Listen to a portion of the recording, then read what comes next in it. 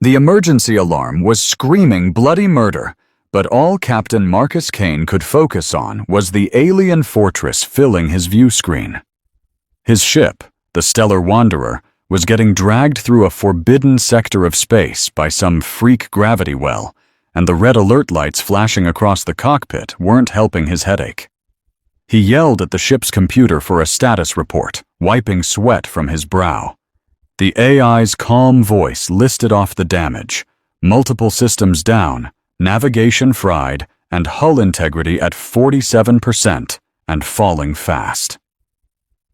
He watched, completely powerless, as the massive crystalline structure, a place that twisted the laws of physics, pulled his ship in for a very rough landing. This was Zorathian territory, the one place every pilot in the Alliance is warned to stay away from. These guys were a warrior race, and they didn't exactly put out a welcome mat for trespassers. The Wanderer screamed as it tore through the fortress's energy shield.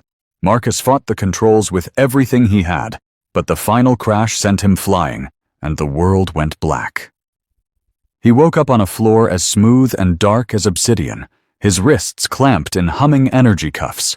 The room he was in was unlike anything human-made. The walls seemed to flow like liquid, and the light bent in ways that made his head spin. "The intruder is awake," a voice echoed, speaking perfect, if accented, standard English. Marcus looked up and found himself surrounded by Zorathian soldiers. Each one was nearly 7 feet tall, covered in biomechanical armor that shimmered like an oil slick, and holding a very scary-looking energy rifle pointed right at him. "Hey fellas, this is all just a big misunderstanding," Marcus said, trying to flash his best disarming smile. "My ship went haywire. I had no intention of crashing your party." "Silence," the leader snapped. "You can explain it to the Warlord."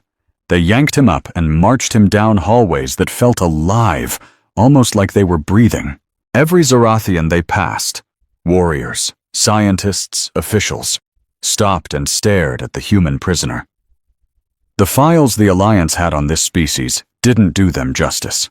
They moved with the lethal grace of a predator, with sharp angled features and skin that seemed to glow from within. The massive doors to the throne room dissolved into mist as they approached, and Marcus felt his heart jump into his throat.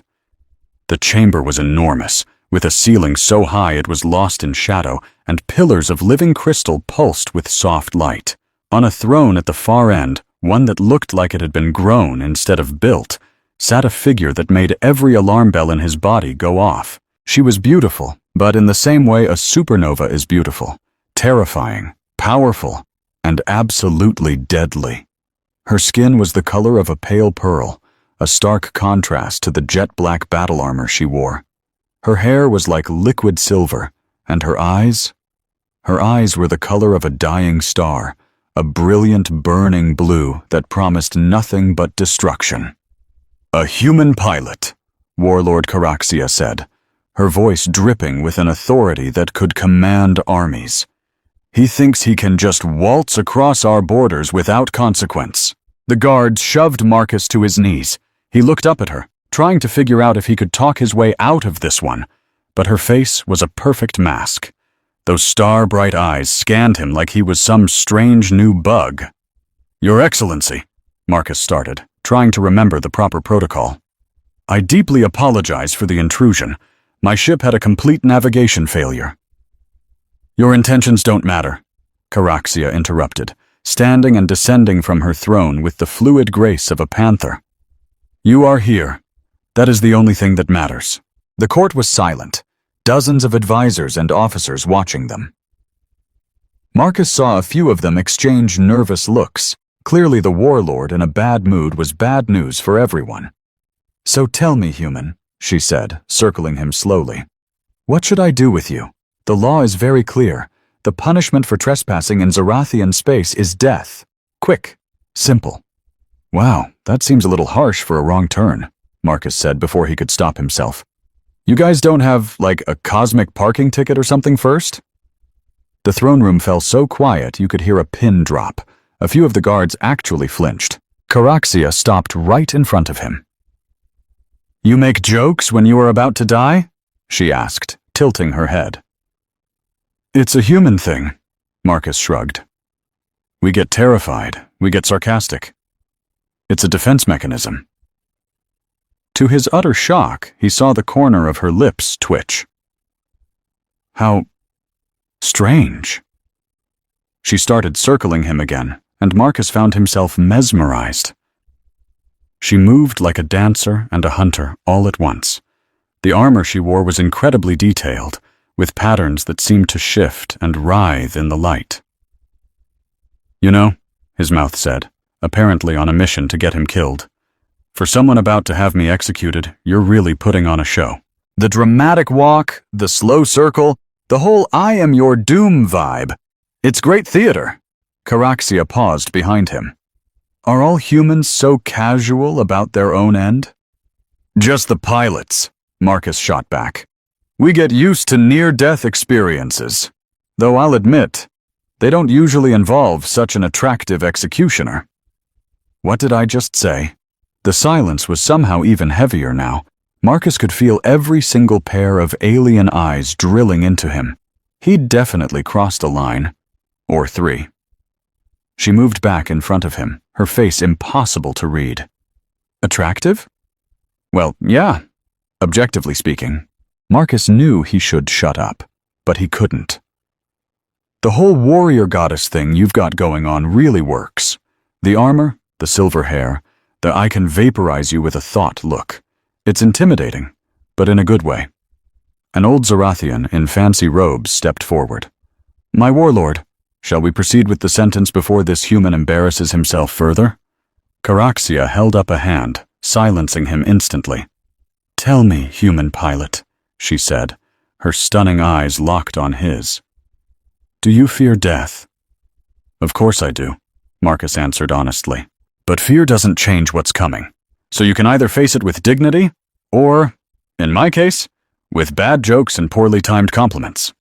She reached down and took his chin in her hand, forcing him to look at her. Her touch was surprisingly gentle, but he could feel immense power behind it. Most prisoners beg for their lives.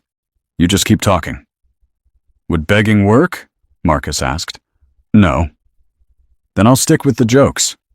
At least I'll go out entertained. She let him go. The entire court held its breath. You know, Marcus added, because why stop now? Back home, when someone captures you and ties you up, they usually buy you dinner first. This is all a little forward for a first date. A young officer nearby made a choking noise. Suddenly, the whole fortress shook violently. Red lights started flashing everywhere, and alarms blared. A voice over the comms yelled, Warlord, we are under attack! An unknown fleet has breached our defenses! Caraxia's entire demeanor changed. The theatrical warlord vanished, replaced by a hardened commander. To your stations! She roared. Another blast rocked the throne room, sending debris raining from the ceiling. In the chaos, Marcus's energy cuffs flickered and died. He was free. He could have run, but he saw a massive crystal pillar tipping over, about to crush Caraxia. He didn't even think. He dove, tackling her out of the way, just as it smashed into the spot where she'd been standing. She stared at him, shocked. You saved me. Yeah, well, Marcus said, getting to his feet. Seemed like a waste to let my attractive executioner get squashed. Explosions echoed from the hangar bay. Your fleet is being torn apart, an officer shouted. This is a massacre. Caraxia looked from the chaos to Marcus. Why? Because nobody gets to kill me but you, Marcus said with a grin. And I think you just lost your chance. She came to a halt right in front of him, staring down with an expression he just couldn't figure out. The air between them was so thick with tension you could cut it with a knife. Then, out of nowhere, she leaned in, her face just inches from his. Marcus's heart felt like it was going to pound right out of his chest as her warm breath tickled his ear. So tell me, human, she whispered, her voice so low it sent a strange shiver down his spine. What would you do if I decided not to kill you? Marcus swallowed, his mouth suddenly dry. He was intensely aware of how close she was. the faint exotic scent coming off her, and the way the strange lights of the room danced across her sharp features. His mind raced, trying to find something to say that wouldn't get him instantly turned to ash. He'd probably say something dumb, he thought. She leaned back just a bit, and those cosmic eyes of hers drilled right into him. And then, because Marcus Kane had a bad habit of making terrible situations even worse with his smart mouth, he looked the most feared military commander in 3 star systems square in the eye and said, "You know, you'd make a really cute wife." A deafening silence fell over the throne room. It was so quiet you could hear a pin drop in a black hole. Every single guard, noble, and advisor was frozen solid. An old counselor's mouth hung open, flopping silently like a fish out of water. One of the younger guards was so shocked he actually dropped his plasma rifle. Caxia herself just stood there, completely still, her face shifting from surprise to confusion to something else Marcus couldn't quite put his finger on. For what felt like an eternity, they just stared at each other. There was the human pilot who had just gleefully signed his own death warrant, and the alien warlord who was holding the pen. Then very slowly, her lips curled into a smile that was 1 part playful and 2 parts deadly. "Guards," she said, her eyes never leaving Marcus's. "Clear the throne room." "My lady," the old advisor sputtered, "surely you don't mean everyone?" Her tone left absolutely no room for argument. In seconds, the massive hall was empty. Soldiers and courtiers scurried out, shooting nervous looks over their shoulders and whispering to each other. The giant doors thudded shut behind them with a sound like the final click of a lock on a tomb. Suddenly, Marcus was all alone with the warlord, still on his knees, still in chains, and despite that little smile on her face, still in a whole lot of trouble. "Do you have any idea," she said, her tone as casual as if they were talking about the weather instead of his execution, "that in my 3 centuries of life, nobody has ever said something so completely insane to me?" "Well, I'm honored to be the first," Marcus managed to squeak out. She actually laughed, a real full laugh this time. "You humans, so tiny, so breakable, and so entertaining." She tapped a control on her throne, and the energy cuffs around his wrists fizzled out. "Get up." Marcus pushed himself to his feet, trying to get the feeling back in his legs. With everyone gone, the throne room felt even bigger, even more alien. The glowing patterns on the walls seemed to pulse along with his racing heart. "You called me cute," Caxia said, the word sounding strange and new coming from her. "Explain what this means." "It's... Marcus rubbed his wrists, trying to think fast. "It means you're attractive, but in a way that's approachable. Not just scary, beautiful, or powerful, but something that makes a person want to smile. Although," he added quickly, "I'm just now realizing that calling the supreme commander of an alien empire cute might have been a bit of a cultural blunder." "And wife?" she asked. "I understand the human concept of a bonded pair, but why suggest it?" Marcus could feel his face getting hot. That was a joke, a really, really dumb joke, when human guys see an attractive woman. Sometimes we just say stuff like that. It's not supposed to be taken literally. "But you do find me attractive," she stated. It wasn't a question. "I mean, well," Marcus waved a hand vaguely in her direction. "Look at you. You're like, weaponized beauty. Even by human standards, you're..." "Choose your next words very, very carefully," she warned. But he could see the hint of a smile in those incredible eyes. "Remarkable," he finished. "Terrifyingly remarkable." She walked toward him, and with no guards around, Marcus suddenly felt very small and very alone. She was a few inches taller than him, forcing him to tilt his head up to meet her gaze. "You're interesting, Marcus Kane," she said, using his full name for the first time. He wondered how she knew it. "In all my years," she continued, "I have conquered planets, led armadas, and crushed rebellions. I've been feared, I've been respected, I've been obeyed, but no one has ever looked at me and thought, cute wife. To be fair, Marcus pointed out, I bet plenty of them thought it. They were just smart enough not to say it out loud. Perhaps, she mused, or perhaps they only saw the warlord, and not the woman. There was something in her voice right then, a hint of what might have been loneliness, if a supreme alien commander could even feel something like that. Marcus found himself really looking at her, past the armor and the power, to the person underneath. So, what now? He asked. Is my execution still on the schedule, or did my complete lack of a survival instinct buy me some time? She began to circle him again, but this time it didn't feel like a predator sizing up its meal. It felt like she was genuinely considering him. That depends. Your ship is gone. Your government thinks you're dead. And you've seen the inside of our most secret base. I can't just let you go. So prison then? Of a sort, she said, stopping in front of him, her decision made. You will stay here, in the Citadel, as my guest. Guest sounds a lot like prisoner with better marketing. Would you rather have the dungeons? I hear they're quite drafty. Nope, no, guest is fine. Guest is great. Love being a guest. She flashed that dangerous smile again. You will be given your own quarters. You will not try to escape. You will not contact anyone. And you will have dinner with me every evening, where you will continue to entertain me with your human perspective.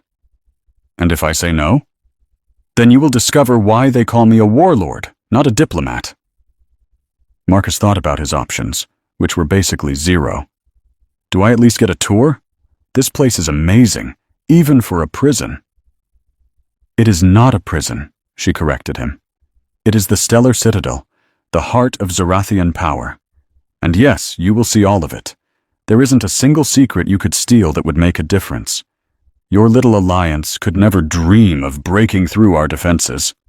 That's comforting, Marcus said sarcastically. She went back to her throne and tapped another control.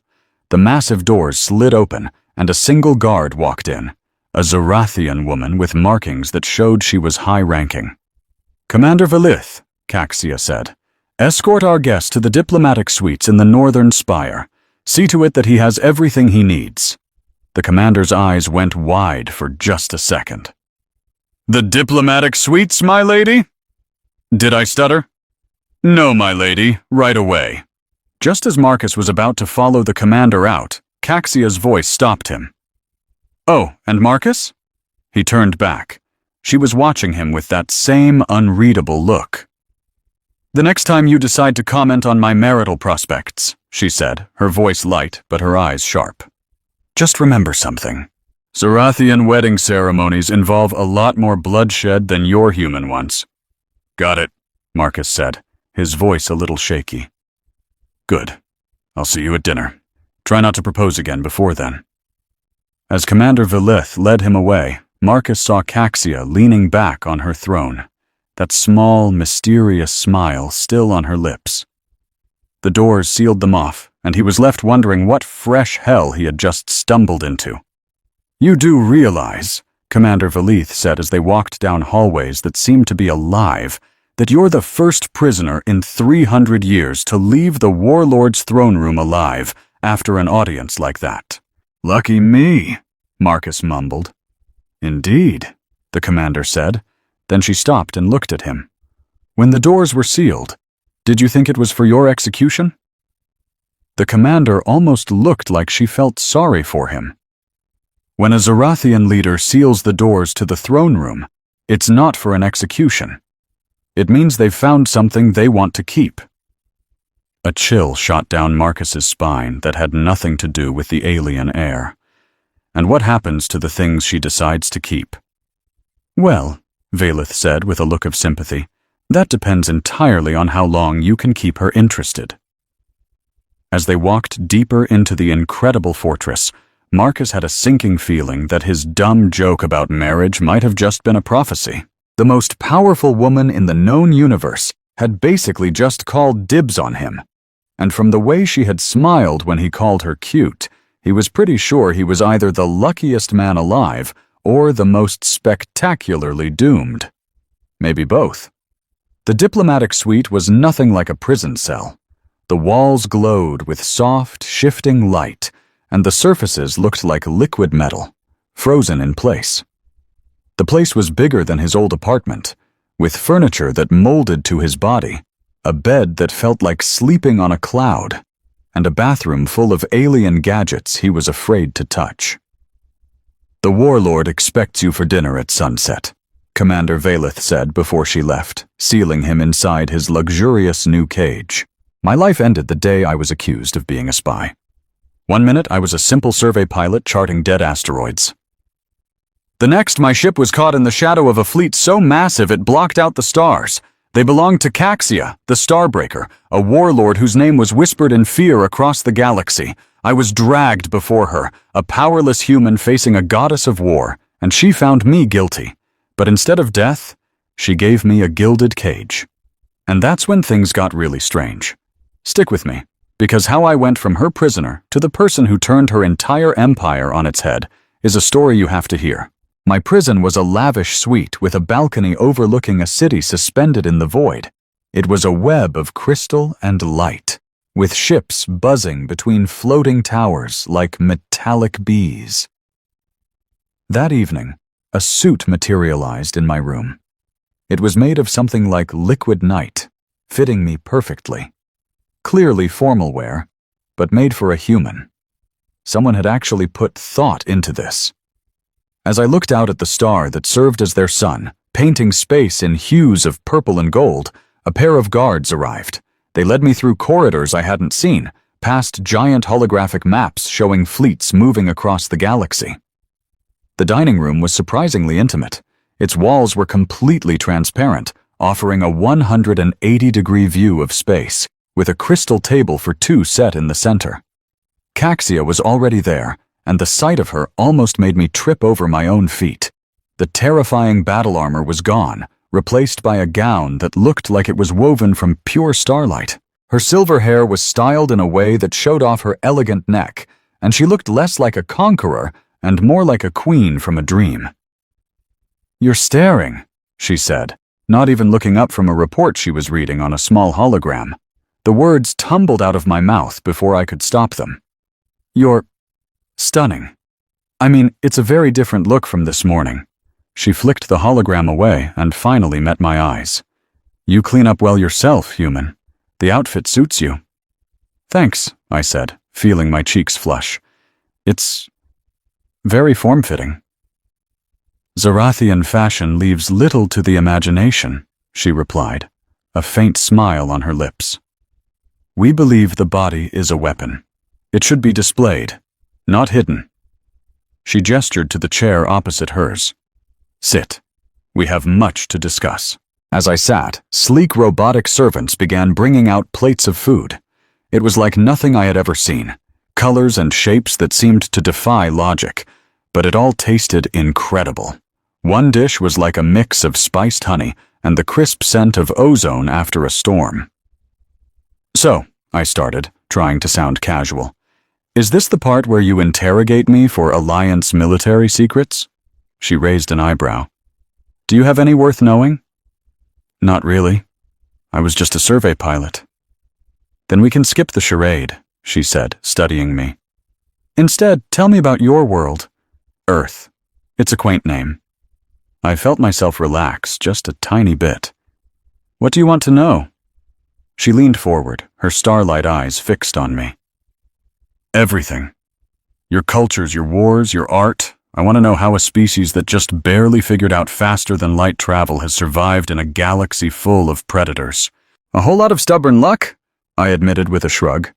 "And we're pretty good at making friends. Or at least convincing other species that we're more useful alive.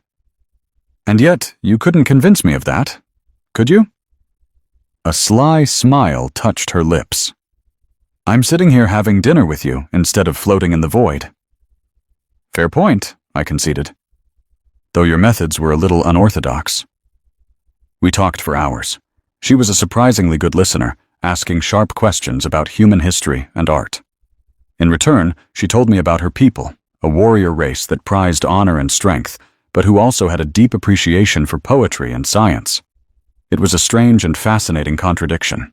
"Your species fascinates me," she finally said, as the robots cleared the last of the plates. "You're so fragile, but you've spread across the stars like a weed. You adapt, you negotiate, you survive through teamwork instead of conquest." "Hey, not all of us are into teamwork," I pointed out. "We've had our fair share of conquerors too." "But not like us," she said, rising from the table and walking to the transparent wall. "We take what we want through strength. It is our way." "Is that why you kept me?" I asked, joining her at the window. "Because you wanted a pet human?" She turned, and her eyes were impossible to read. "Would that bother you?" "Depends on the benefits package," I quipped. "Do pets get hazard pay?" She didn't answer right away. Instead, she reached out and adjusted the collar on my suit with a touch that was almost gentle. "You're not afraid of me," she observed. "I'm absolutely terrified of you," I corrected her. "I'm just good at hiding it." "No," she said, her voice soft. "Fear has a scent. You were afraid in the throne room this morning, but you're not afraid now. Why?" I thought about it. She commanded fleets that could wipe out entire planets. She could end my life with a single thought. Yet standing this close, I didn't feel fear. "Maybe," I said slowly, "it's because right now, you're not just the Warlord. You're just Caxia, having dinner with a guy who thinks you're ridiculously cute." She let out a sharp laugh. "That word again! You humans and your silly diminutives. Would you prefer devastatingly beautiful? Because that's also true." "Careful, Marcus. Flattery is a dangerous game to play with my kind." "Everything seems dangerous with your kind," I shot back. "Might as well enjoy the view before I get vaporized." She stepped closer, and I had to tilt my head back to look up at her. "What makes you think you're going to die?" she asked, her voice low. "Historical precedent? The fact that I know the location of your secret military base? General pessimism?" She started circling me slowly, just like she had in the throne room, but this time the energy was completely different. "What if I offered you a choice?" she said. "Serve me willingly and live, or cling to your stubborn human independence and face the consequences." "Serve you how?" I asked, my heart starting to pound. "As my advisor on human nature, my guide to understanding your species." She stopped behind me, and I could feel her breath on my neck. "My companion." The word hung in the air between us. "That's a very loaded term," I managed to say. "Is it?" she murmured, coming around to face me again. "You said I'd make a cute wife. Perhaps I'm curious what kind of husband a human would make." "That was a joke. Was it?" She tilted her head. "Your pupils dilated when you said it. Your heart rate increased. Your pheromones shifted. All biological signs of genuine attraction." My jaw dropped. "You can sense all that?" "I can sense many things," she said, leaning in until our faces were inches apart, "including the fact that your attraction has only grown stronger, even after knowing what I am." I swallowed hard. Maybe I have a thing for dangerous women. A slow, satisfied smile spread across her face. "Clearly. Go back to your quarters. Think about my offer. Tomorrow, I will show you more of my citadel. Perhaps that will help you decide."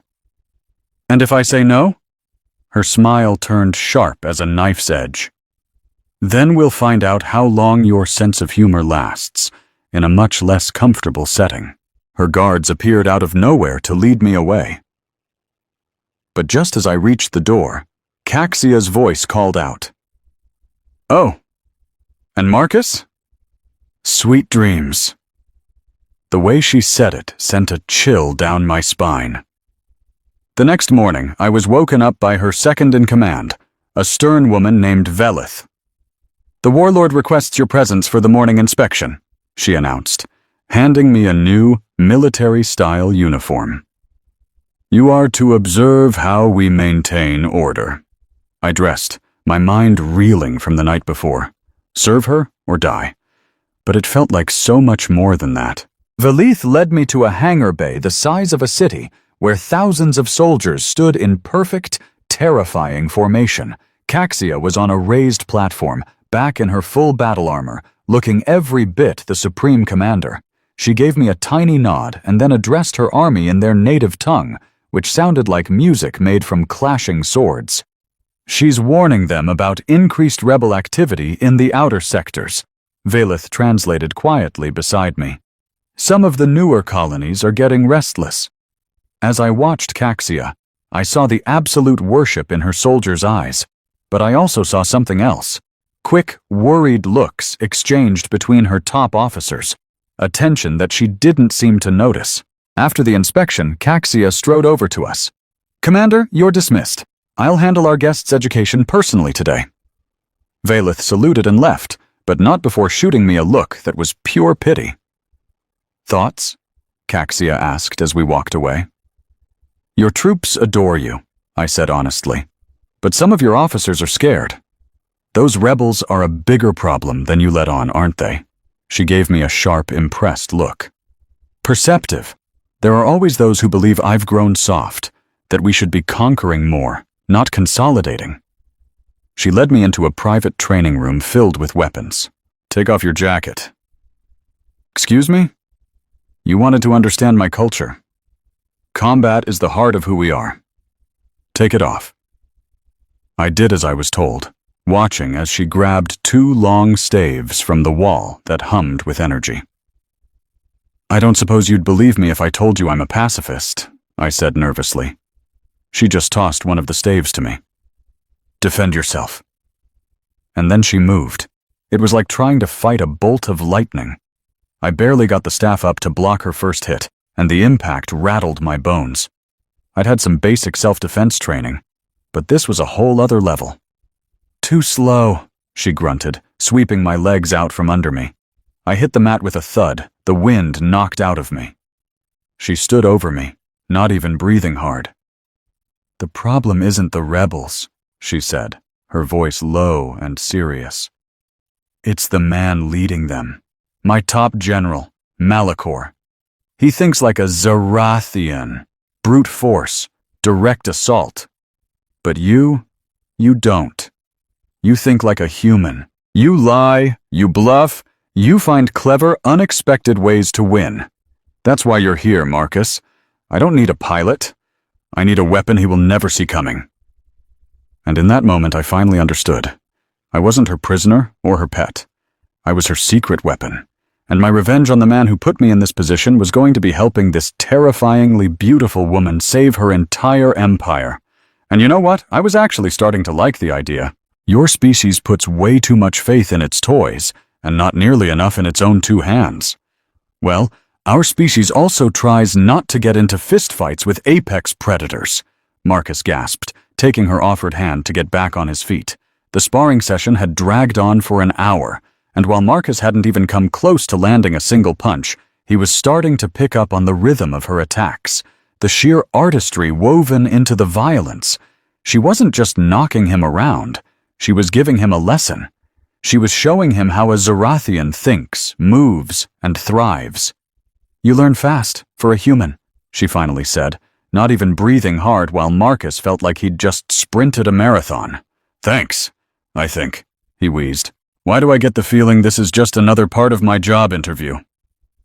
"Everything is an evaluation." She neatly put the training weapons back in their place. "How can I possibly trust someone who refuses to face me, even in a symbolic fight?" "So did I pass?" Marcus asked. "You didn't bolt. That's a start." She nodded for him to follow her. "Come on, there's a lot more to show you." The tour she gave him was mind-boggling.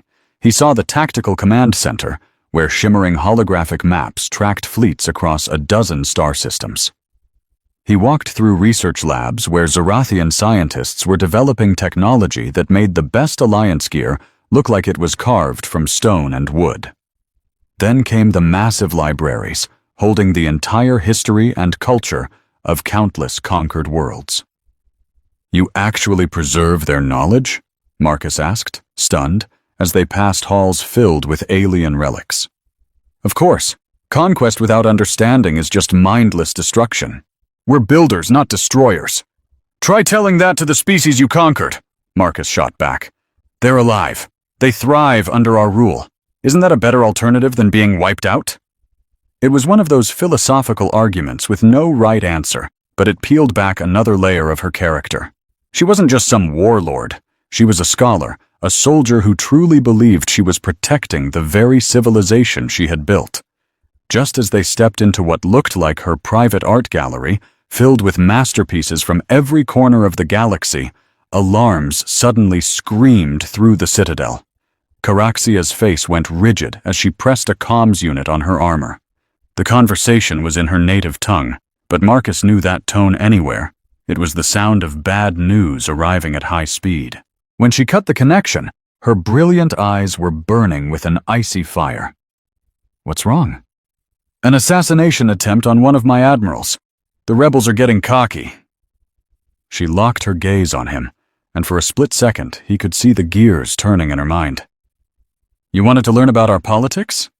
Well, you're about to get a crash course. She led him at a brisk pace, almost a run, to a chamber he hadn't seen yet, a war room where high-ranking officers were already gathered around a giant holographic table. They all threw curious looks at the humans standing among them, but one glance from Caraxia shut down any questions. Report, she ordered. Admiral Threx's flagship was sabotaged during a routine inspection, an officer stated. He made it, but just barely. Our intel points to the purist faction being behind it. The purists? Marcus whispered to Valith, who had quietly appeared beside him. They're ultra-nationalists, she explained in a low voice. They think the Warlord has gone soft on conquered species. They believe letting aliens into our military makes us weak. Your being here, it isn't winning them over. Marcus watched Caraxia absorb the news, her mind already mapping out strategies and consequences. When she finally spoke, her voice was laced with pure authority. Double the security detail on all senior staff.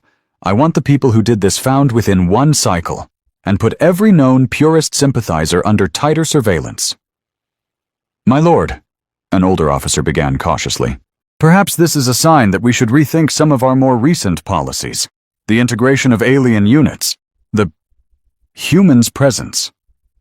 Are you suggesting I give in to terrorists, General Kress? The temperature in the room plummeted. No, my lord, not at all. Good. Because anyone who believes they can control me with violence is about to get a harsh lesson. You're all dismissed. As the officers quickly filed out, she turned back to Marcus. Still think I'm cute? Terrifyingly so, he admitted. To his surprise, she actually smiled. Come on, there's one more thing you need to see. She brought him to her private study, a room he knew very few people ever got to enter. Ancient weapons adorned the walls, and star charts were spread across every available surface. But what really grabbed his eye was a holographic map of a huge chunk of the galaxy, detailed with trade routes, fleet positions, and political borders. The rebels aren't my only headache, she said, her fingers dancing across the display. Your alliance is getting stronger. The consortium is expanding its reach, and our deep space scouts are worried about something stirring out in the void. Why are you showing me all this? Because change is on its way, whether we like it or not. She faced him, and for the first time he saw a flicker of doubt in her eyes. My people, we've been conquerors for so long, we've forgotten how to be anything else. But maybe that has to change. And do you think I can help with that? You made me laugh, Marcus. Do you have any idea how rare that is? You looked at the most feared military leader in the known universe and saw a potential wife. She shook her head in disbelief. You either see things no one else does, or you are spectacularly insane. A little of both, Marcus offered. Perhaps. She glided closer, that predatory grace of hers never wavering. I've made a decision. You're staying. Not as a prisoner, but as my personal consultant. You're going to help me understand your people. And maybe teach me to see the galaxy from a different perspective. And if I say no? Then you'll break my heart, she said, her tone dripping with mock sadness. And I'll be forced to toss you out of an airlock. A real tragedy. Well, when you put it like that, She reached up and gently touched his cheek. Her fingers were surprisingly warm. You intrigue me, Marcus Kane. More than you have any right to. That makes you either incredibly valuable or incredibly dangerous. Which one do you think I am? I haven't decided yet. She leaned in so close he could feel her breath on his skin. But I fully intend to find out. A sharp knock on the door shattered the moment. Velith entered, looking regretful. My lord, the council demands to see you immediately. The Purist faction is calling for an emergency session. Caraxia sighed and pulled back. Of course they are. Marcus, you're coming with me. Let them see that their little scare tactics don't mean a thing. Is that a good idea? Velith asked nervously. Probably not. But then Wisdom and I have never been great friends. She gave Marcus a sharp, predatory smile. Besides, I'm dying to see the look on their faces when I introduce my new human advisor. As they walked toward the political firestorm brewing in the Citadel, Marcus couldn't help but marvel at how fast his life had turned upside down. He'd gone from prisoner to consultant, from a joke to whatever this was becoming. He'd called her his cute wife as a last-ditch effort to survive. Now, watching her prepare for a political showdown with the same fire she brought to a fight, he wondered if his subconscious knew something he didn't. Either way, he was in it now, serving an alien warlord who, for some reason, found him entertaining. He'd definitely had worse jobs. Probably. The council chamber exploded into chaos the second Marcus walked in behind Caraxia. Dozens of Zerathian nobles and military leaders shot to their feet, their normally melodic language twisting into angry, discordant shouts. How dare you bring that thing in here? General Cress's voice sliced through the noise. Into our most sacred chamber? Caraxia didn't break her stride. This thing is my advisor. He's staying. This is an outrage, yelled another noble, decked out in elaborate ceremonial armor. No alien has ever. Outrageous times call for outrageous measures. Caraxia cut him off, taking her seat at the head of the massive, crescent-shaped table. She motioned for Marcus to stand right beside her, a move that sent another shockwave of furious muttering through the room. A figure rose from the far end of the table.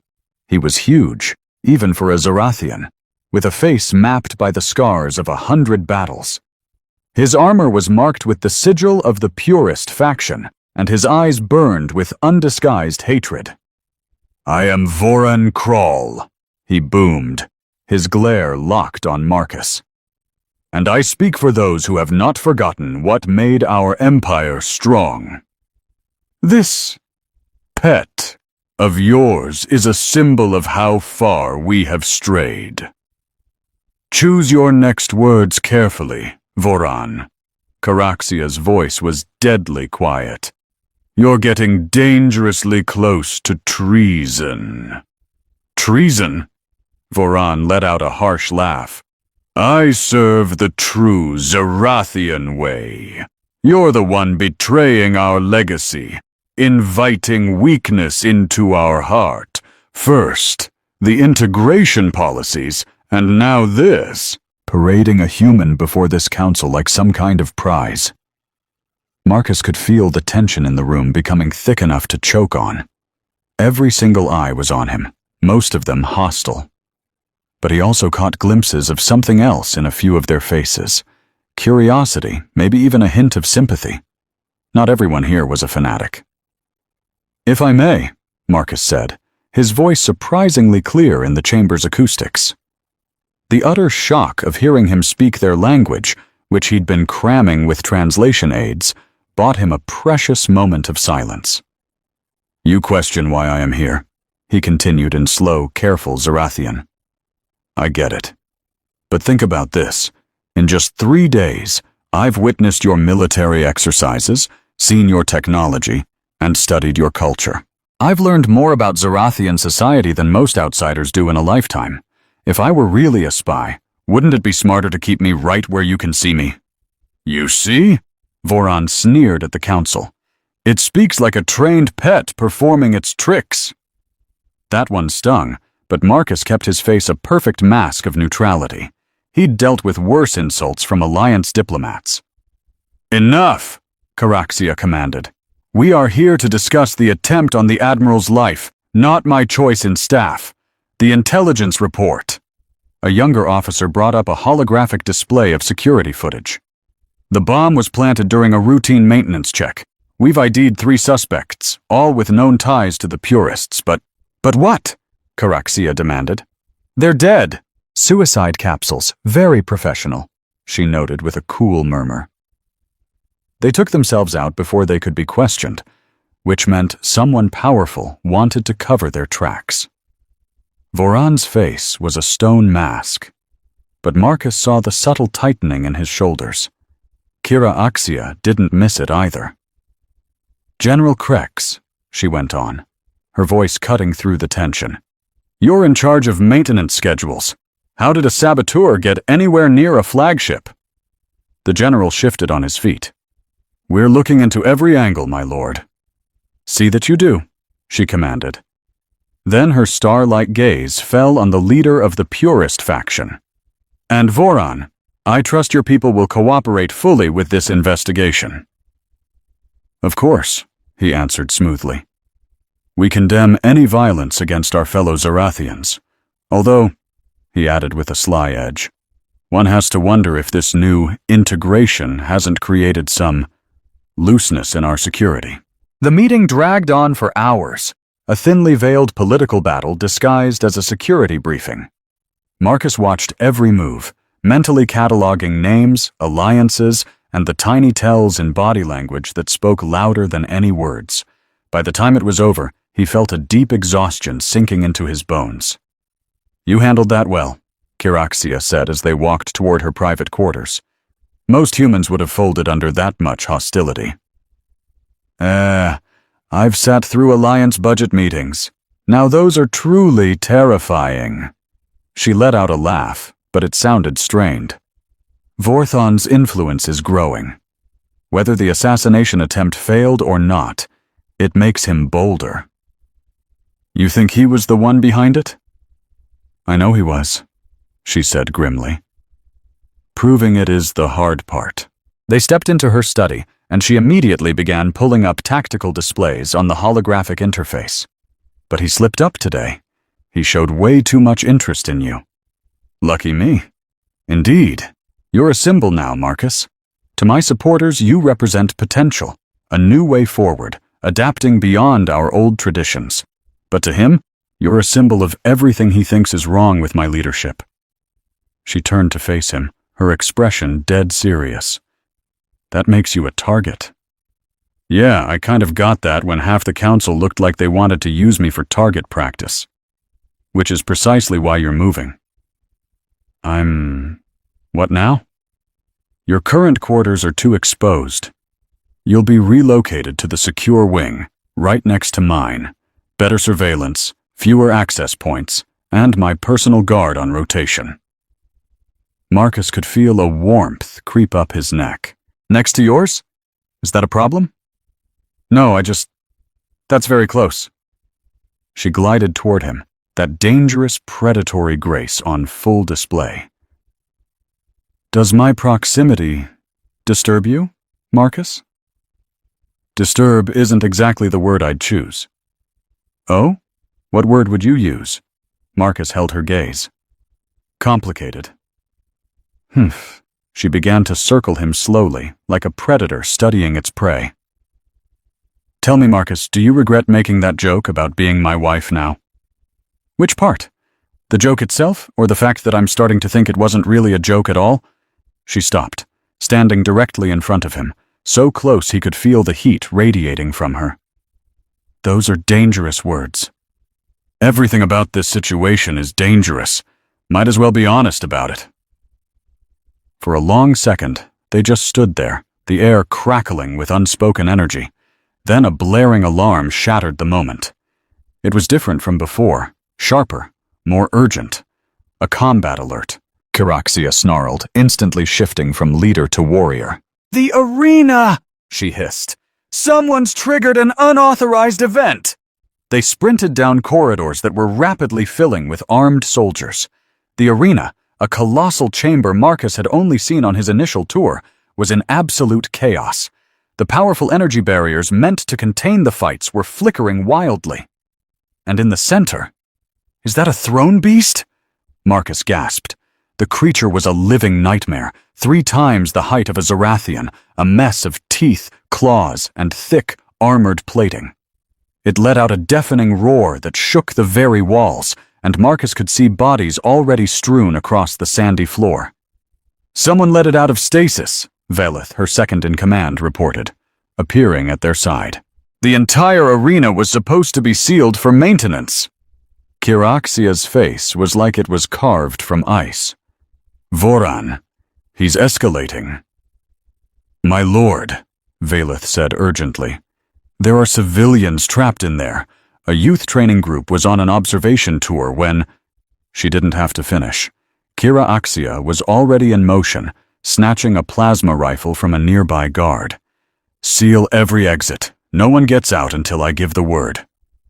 "You're actually going in there?" Marcus grabbed her arm, not even thinking about it. "That thing will— Those are my people in there." She cut him off, her voice like steel. "My responsibility."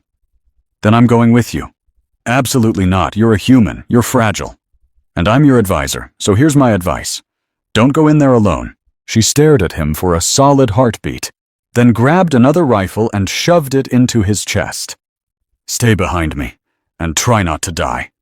They rushed in through an access tunnel, the beast's roars echoing around them. Marcus could hear the terrified screams of young voices, and his hands tightened on the strange heavy weapon. When they emerged onto the arena floor, it was pure chaos. The throne beast had cornered a group of young Zarathians, teenagers by the look of them, against the far wall. Their small training weapons were completely useless against its armored hide. "Hey!" Marcus yelled before his brain could catch up with his mouth. "Over here, you ugly jerk!" The beast's massive head snapped in his direction, 6 glowing eyes locking onto him with pure, predatory hatred. It charged. "Marcus, you idiot!" Kiraxia yelled. But she was already moving, firing surgically precise shots at the creature's leg joints. Marcus dove to the side as the beast's claws tore through the air where he'd just been. He fired back wildly, the plasma bolts just sizzling harmlessly against its thick hide. But it worked. The distraction gave the young trainees a chance to scramble for safety. "The eyes!" Kiraxia shouted over the roar. "Aim for the eyes!" Easier said than done when those eyes were attached to a 10-ton monster trying to turn you into a red paste.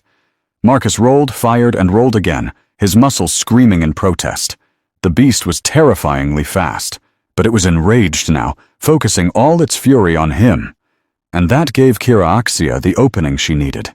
She moved like a phantom of death, placing each shot with brutal efficiency. One eye burst in a shower of ichor, then a second. The beast howled in pain, spinning toward her, and Marcus saw his chance. He steadied the rifle, held his breath, and squeezed the trigger. The bolt hit home, taking out a third eye. The monster stumbled, blinded and disoriented, and Kiraxia seized the moment. She sprinted forward, a wicked-looking blade appearing from her armor as if by magic, and launched herself into the air. The blade plunged deep into the weak spot at the base of the creature's skull. The throne beast collapsed with a ground-shaking thud. For a moment, the only sound in the arena was their own ragged breathing. Then the energy barriers hummed back to full power. Soldiers swarmed in, and medics rushed toward the injured. "That," Marcus panted, "was insane." "That," Kiraxia corrected, pulling her blade free, "was Tuesday." But she was looking at him with a glimmer of something that looked a lot like approval. "You fought well. Stupidly, but well. Coming from you, I'll take that as high praise." She stepped closer, her hand surprisingly gentle as she checked him over for injuries. You could have been killed. So could you. I'm a Zorathian. I was built for this. And I'm a human. We're stupidly brave, remember? She shook her head, but he saw a small smile playing on her lips. Stupidly brave indeed. My lord, a soldier interrupted, holding out a data pad. We found something. The beast's stasis pod was sabotaged. This was left on the control panel. Her expression hardened into granite as she read it. What is it? Marcus asked. A message, she said, her voice dangerously low. The alien lover risks our young for her pet. How many more must die because of her weakness? She handed the pad back to the soldier. Double the guard on all training facilities, and find me the person who wrote this. As the medical teams worked, Voran appeared, flanked by a group of his purest supporters. His face was a perfect mask of concern. My lord, thank the ancestors you're safe. When we heard of the attack... Save it, Voran. Kira cut him off. We both know exactly what this was. I'm sure I don't know what you mean, but perhaps this tragedy just goes to show the dangers of distractions. His eyes flickered over to Marcus for a split second. A leader's focus should be on her own people, not her pets. Marcus stepped forward. Funny timing, isn't it? Right after the big council meeting. And then this happens. It's almost like someone wanted to make a point. Be careful, human, Voran sneered. You're addressing a general of the hegemony. And you're addressing the Warlord's advisor, Marcus shot back. Show some respect. The silence that fell was so thick you could cut it with a knife. Voran's hand twitched toward the weapon at his side, but Kira voice sliced through the tension like a razor. Touch him, she said simply, and you lose that hand. Voran's face went dark with rage. You threaten me? For this creature? I promise you, if you continue down this path, you'll learn what a real threat from me means. She stepped right between them, every inch the warlord of legend. Now leave before I remember that challenging my authority is treason. Voran backed away, but the look in his eyes promised this was far from over. As he and his cronies retreated, Kira turned to the assembled soldiers. Let the word go out!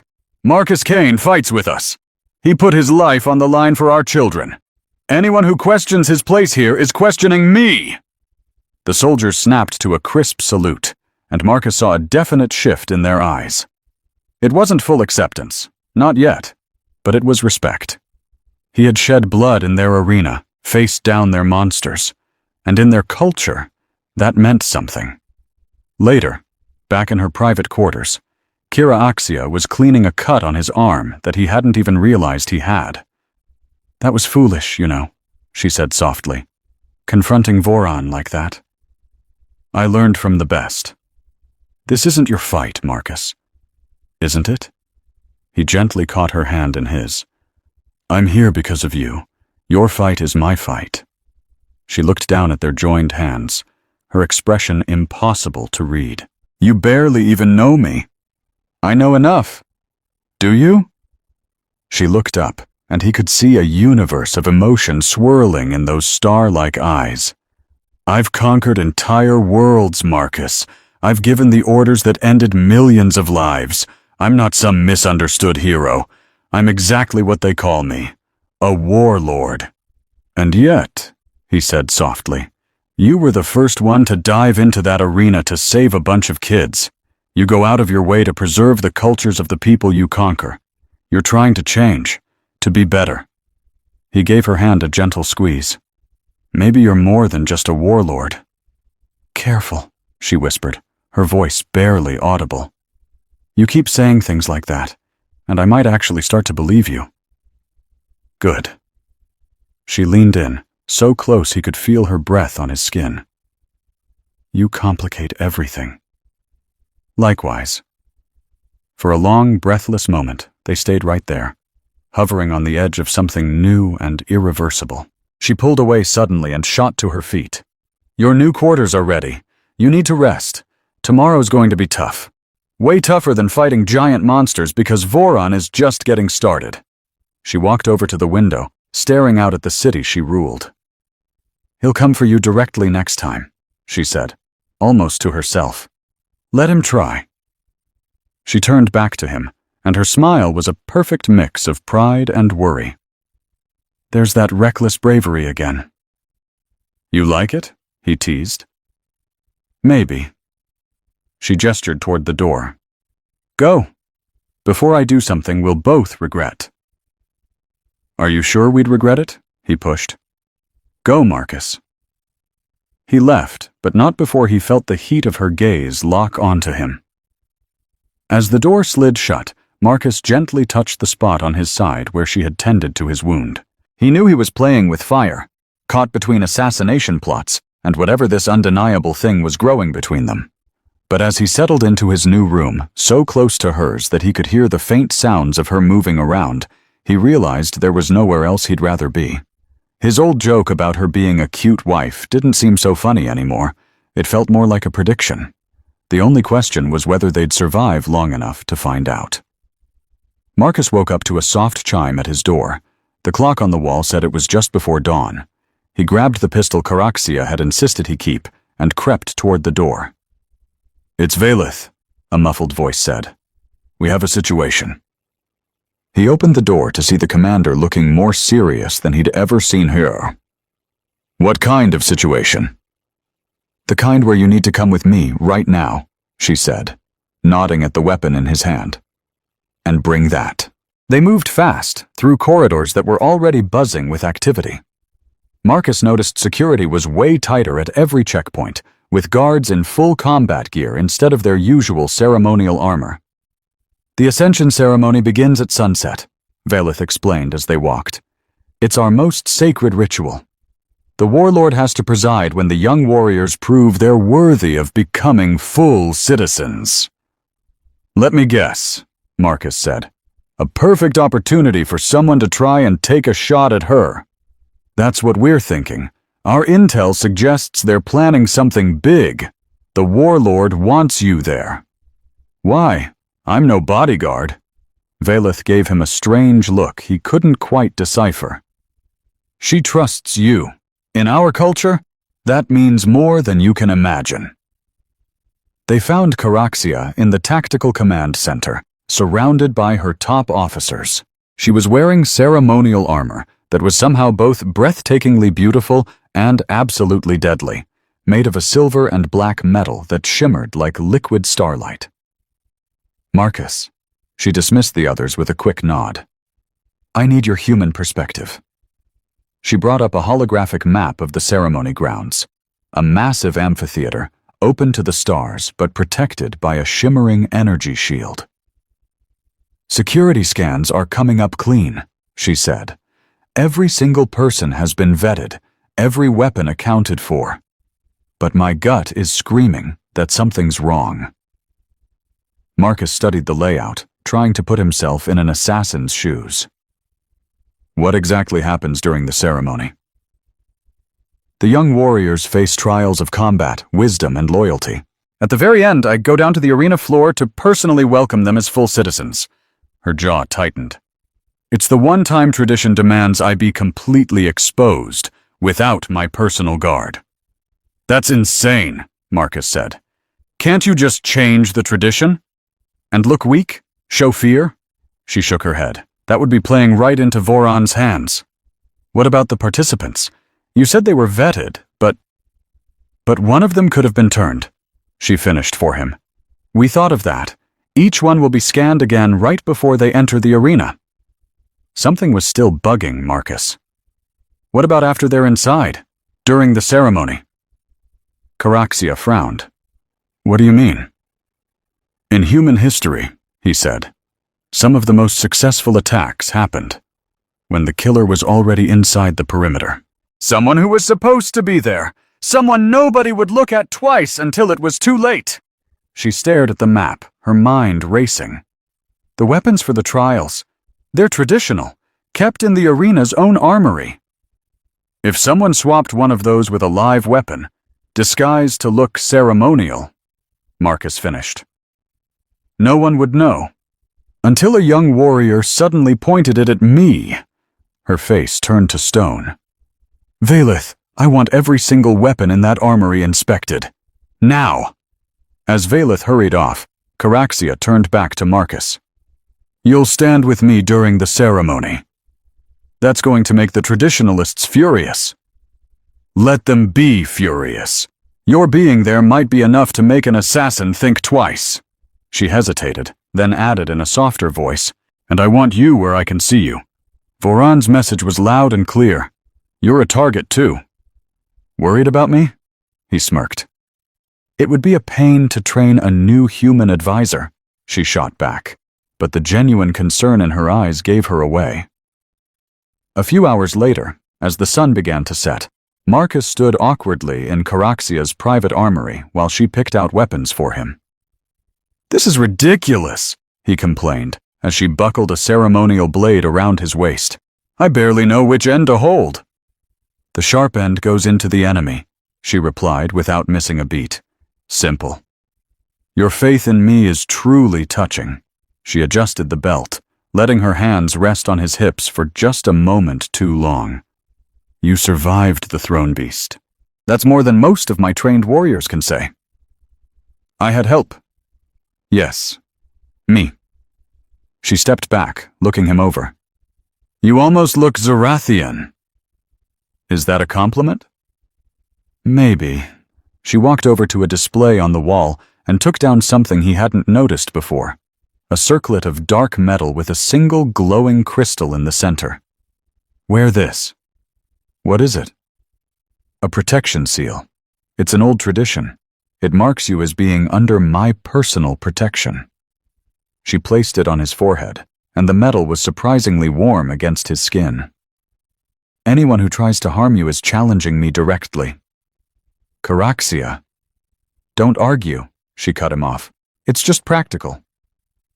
But the way her fingers lingered on his cheek told a different story. The ceremony grounds were packed with thousands of Zorathians, the air electric with excitement. Marcus stood next to Caraxia's throne on a raised platform, trying not to fidget as thousands of eyes, some curious, many hostile, stared at him. Voran and his followers had a prime spot, their faces carefully blank. Too carefully, Marcus thought.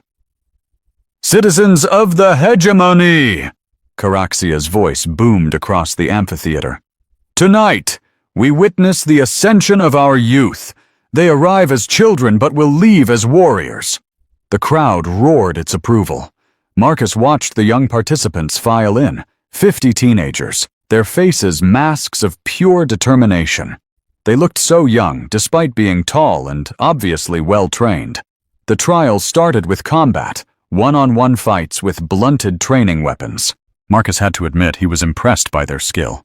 These weren't just clumsy fights. They were elegant displays of martial arts. Watch the third pair, Caraxia murmured, her voice low. The tall female with the silver markings. Marcus zeroed in on her.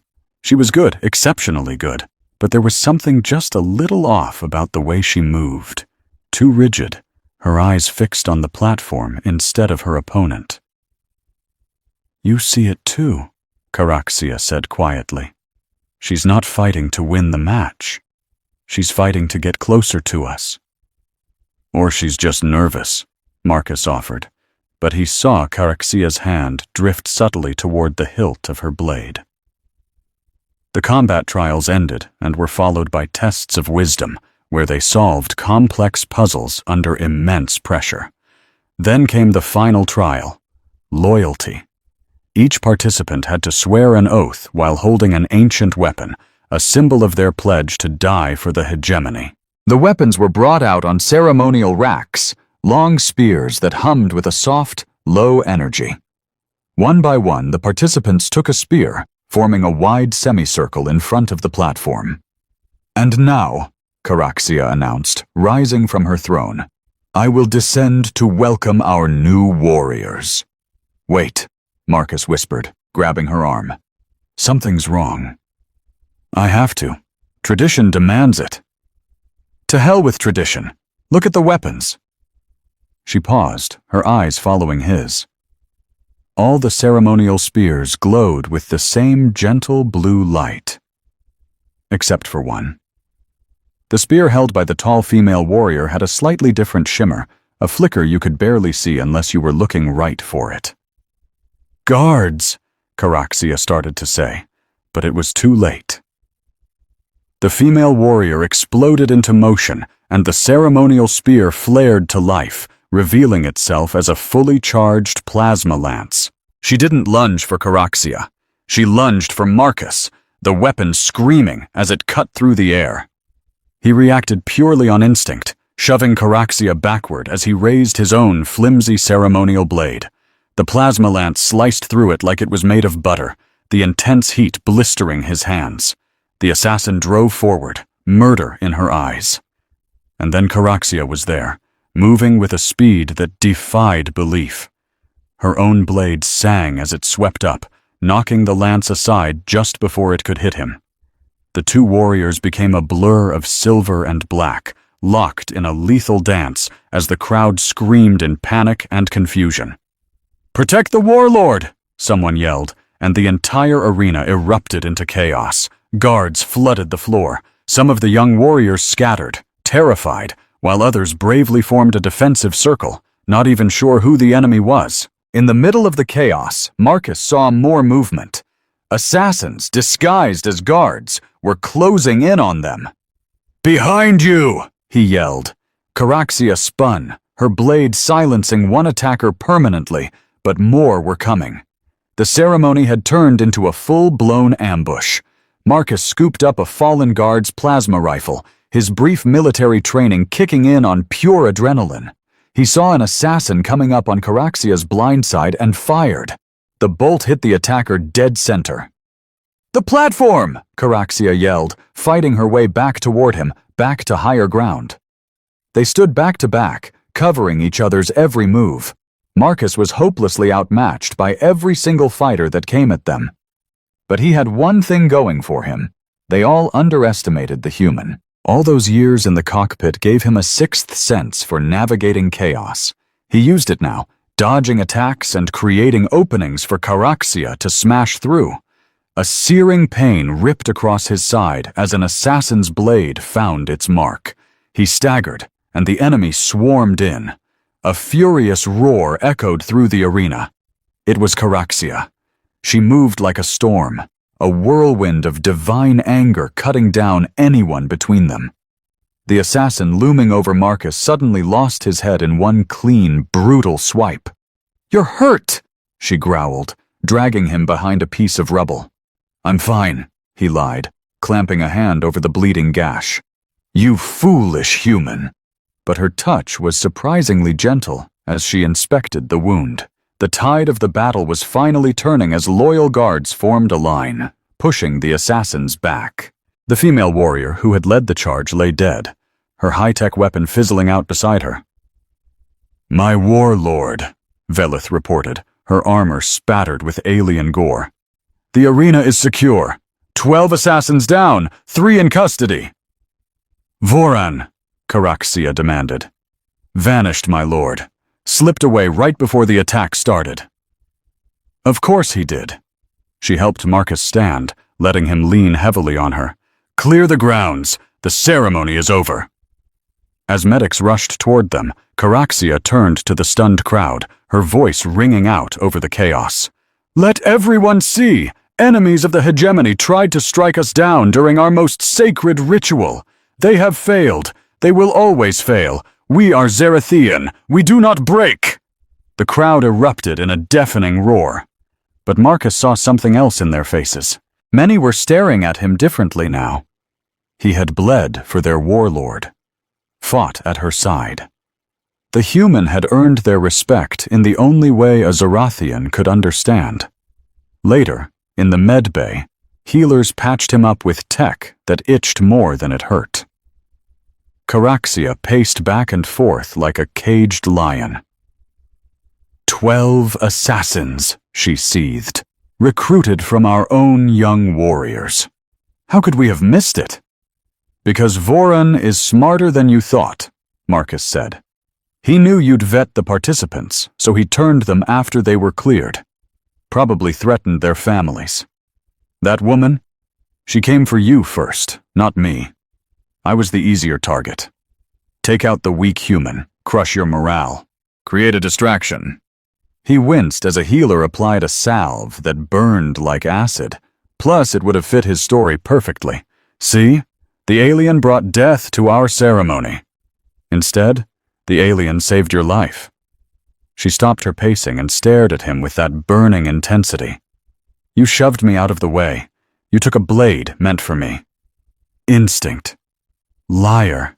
She waved the healers away, waiting until the room was empty. Why? Marcus thought about making a joke, but the look in her eyes demanded the truth.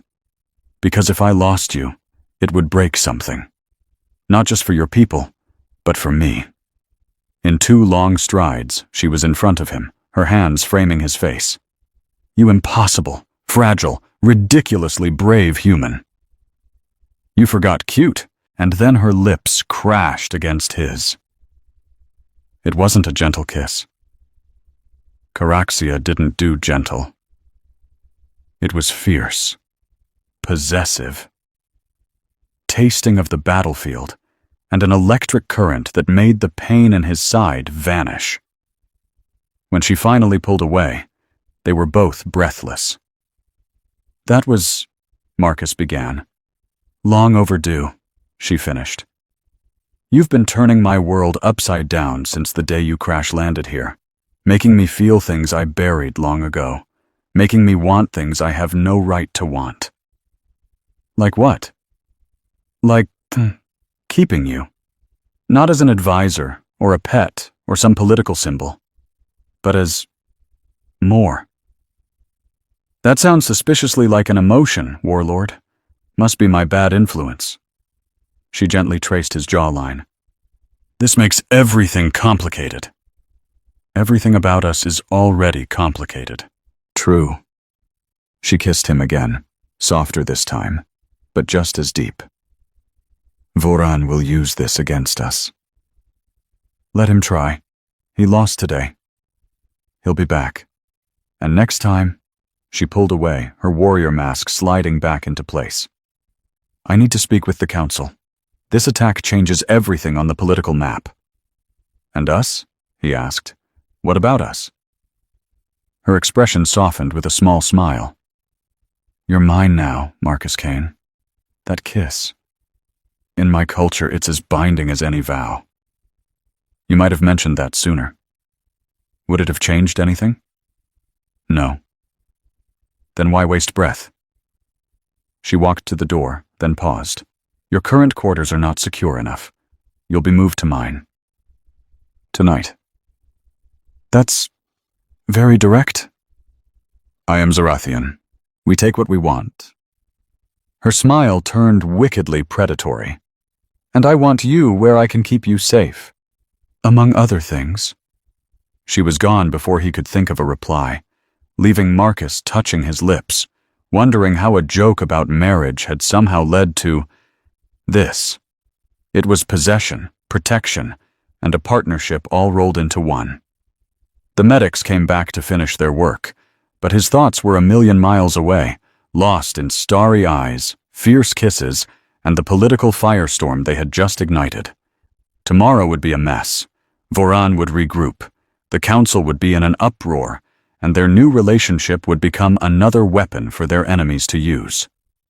But tonight he was moving into the Warlord's private chambers, and she had kissed him like she was conquering a planet. He'd definitely had worse days. A blaring alarm from the Stellar Citadel ripped Marcus from a deep sleep.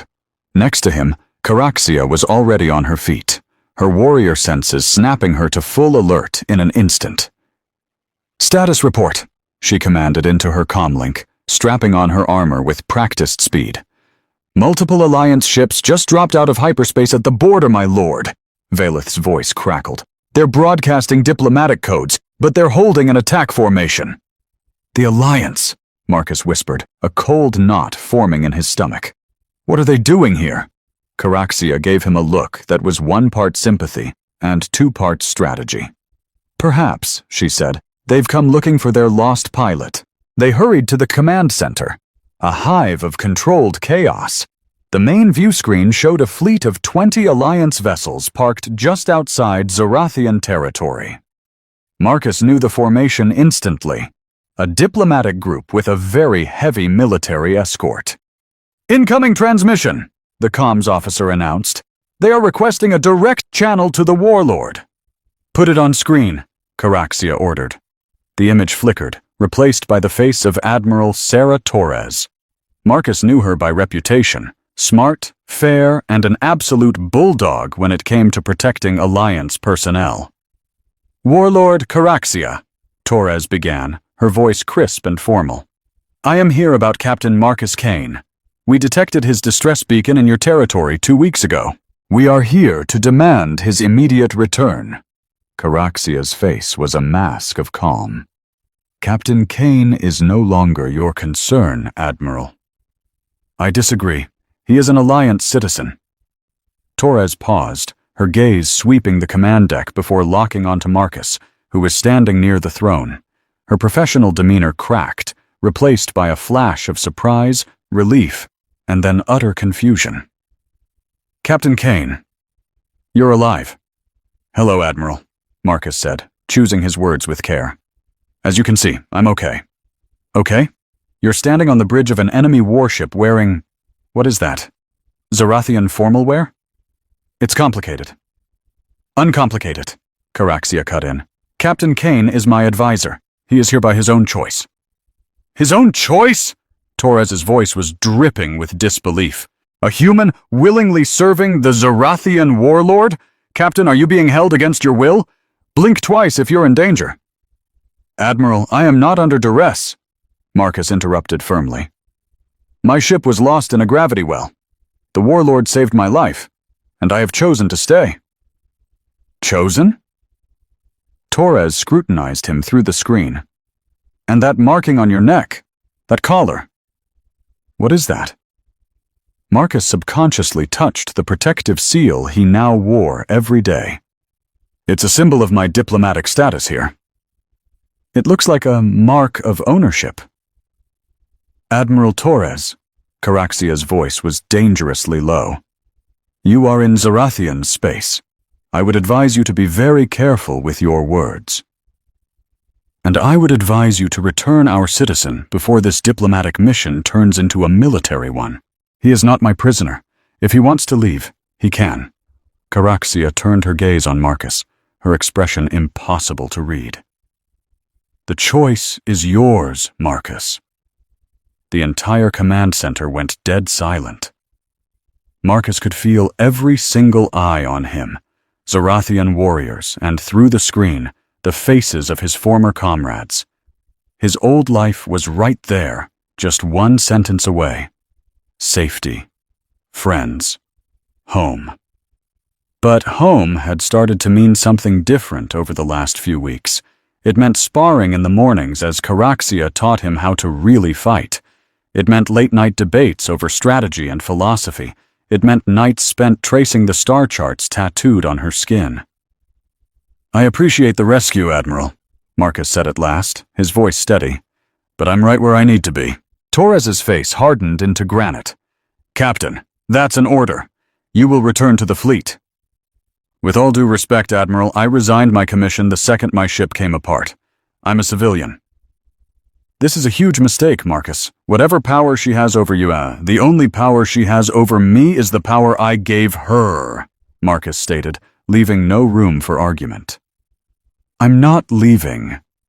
Torres stared at him for a long, heavy moment. Then her eyes flicked back to Caraxia.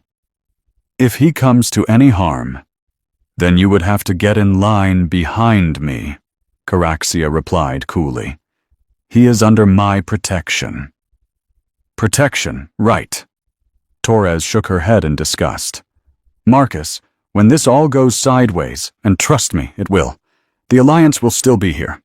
The transmission cut out, plunging the room into a thick silence. "Well," Marcus said with a weak smile, "that could have been worse." "You chose to stay," Caraxia said, her voice soft. "Did you ever doubt that I would?" I gave you the choice. That is what is important. She turned back to her command staff. Continue to monitor the Alliance fleet. The second one of them crosses the border. I want to know. As the crew returned to their duties, a silky voice sliced through the noise. How very convenient. Voran stood in the doorway, flanked by his usual cronies, a smug look on his face. He had clearly seen the whole thing.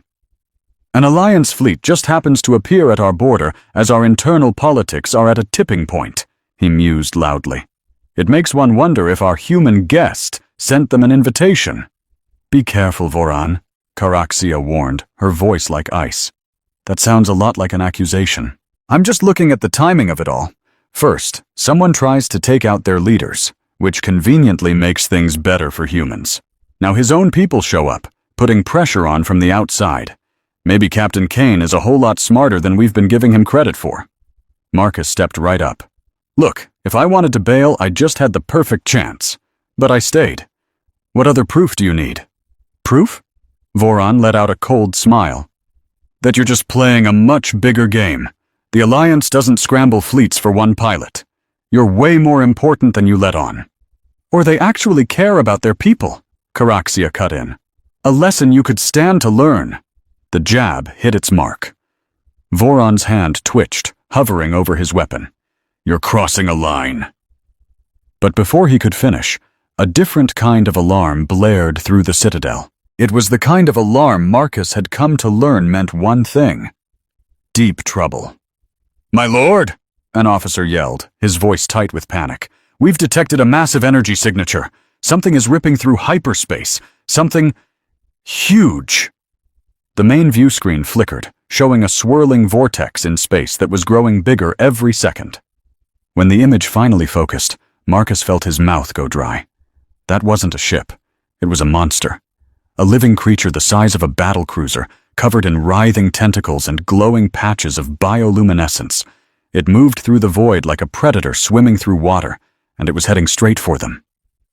A void leviathan, someone whispered, their voice trembling with horror.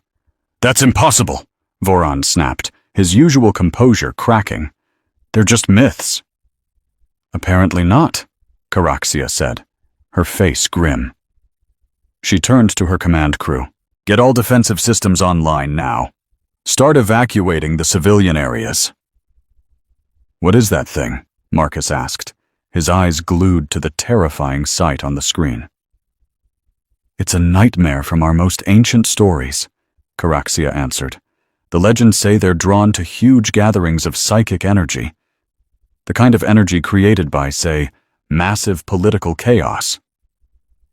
You mean, we called it here? Marcus asked. Are fighting? It's possible, she said. Or maybe someone called it on purpose. She shot a sharp glance at Voran, who had turned ghostly pale. You can't possibly think This thing threatens every single one of us. Yes, it does, Caraxia agreed, which means we either work together or we die alone. Make your choice. Fast. Just then, the Leviathan slammed into the Citadel's outer shields. The entire station groaned and shuddered, and the lights flickered wildly. On the screen, they could see tentacles covered in what looked like rows of razor-sharp teeth scraping against the energy field. Shields are holding at 70%, an officer shouted. But it's already adapting to our frequency. Of course it is, Marcus mumbled to himself, then spoke up. The Alliance fleet. They use different shield technologies. If we could coordinate our systems? You want to invite them into our sovereign space? Voran spat. I want to live, Marcus shot back.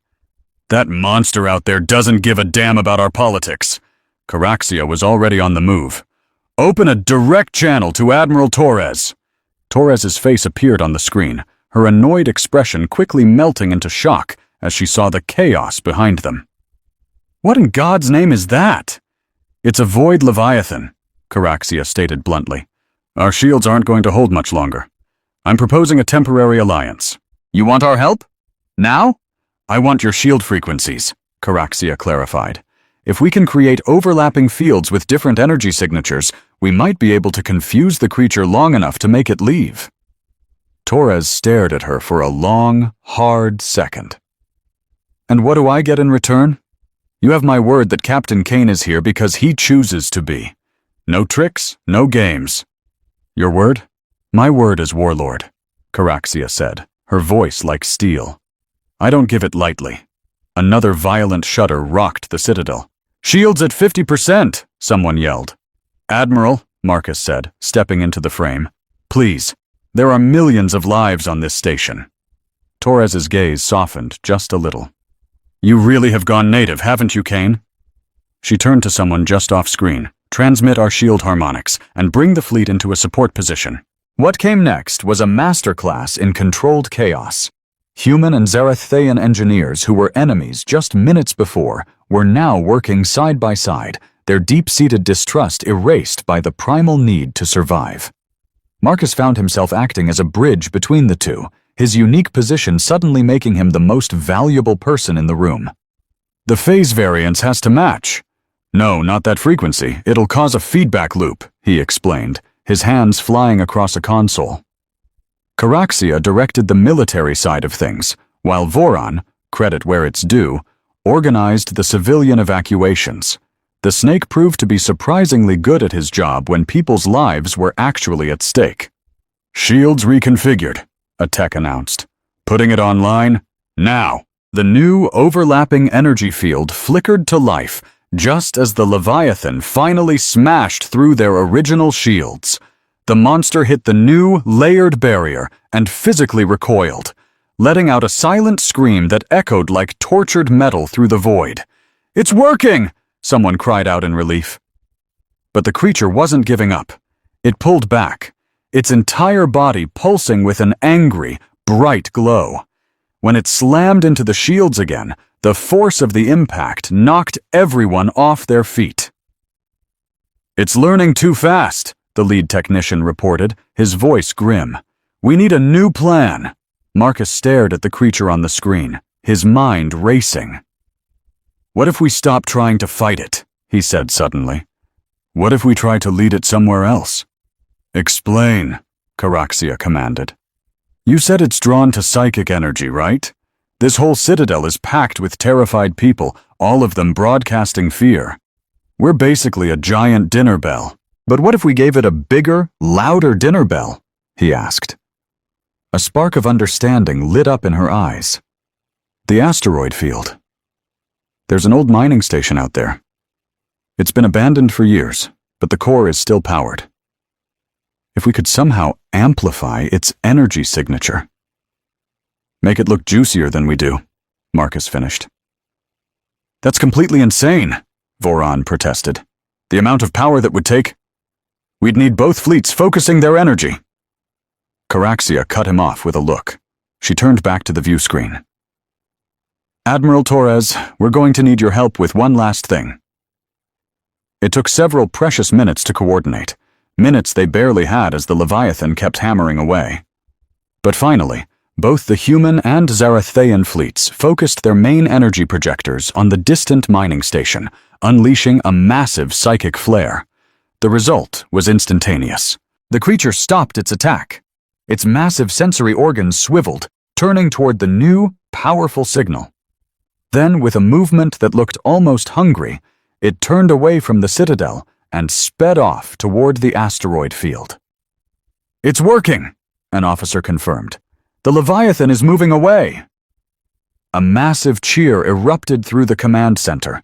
For a moment, humans and Zarathians were clapping each other on the back, some even hugging, before they remembered they were supposed to be enemies and pulled away awkwardly. "Well," Admiral Torres said from the screen, her voice laced with dry amusement, "that was certainly educational. I suppose we should—" She was cut off as Voron suddenly drew his sidearm and aimed it straight at Marcus. "Now, we get back to reality. The human has served his purpose." The room went dead silent. Zarathian guards snapped their rifles up, their eyes darting between Voron and their warlord, completely unsure who they were supposed to shoot. "Lower your weapon, Voron," Caraxia commanded, her voice dangerously calm. "No, don't you get it? This is exactly what I was talking about. He makes us weak, dependent on outsiders. The Leviathan only came because our strength was failing. Our strength is what just saved us, Marcus said carefully, staring down the barrel of the plasma pistol pointed at his chest. Zarathaean and human, working together. Empty words. Voron's finger tightened on the trigger. Words won't bring back what we've lost. You're right, Caraxia said, catching everyone by surprise. We have lost something. Voron's lips curled into a triumphant smile, but then his face fell as she continued. We've lost the luxury of being alone. The galaxy is changing, Voron. New threats are coming, and they demand new ways of thinking. Adapting isn't a weakness. It's how we survive. You talk about survival while you take an alien to your bed, he spat. I talk about survival while I look toward the future, she roared back. She took a slow step forward, positioning herself slightly between Voron and Marcus. Kill him, and you kill any hope our people have of ever being more than just conquerors. Maybe that's a price worth paying. Then you can pay it yourself. In one impossibly fast motion, Caraxia drew her own blade and sent it spinning through the air. It slammed into Voron's pistol, knocking it from his grasp. Before he could even blink, she was on him, her hand clamped around his throat, lifting him clear off the floor with terrifying ease. You forget your place, she snarled. I am Warlord, not because of some old tradition or backroom politics, but because I am the strongest. Challenge that again, and you will not live to regret it. She dropped him, and he crumpled to the floor, gasping for air. You choose him over your own kind. I choose the future over the past, she declared. Guards, take him to the detention block. He will stand trial for high treason.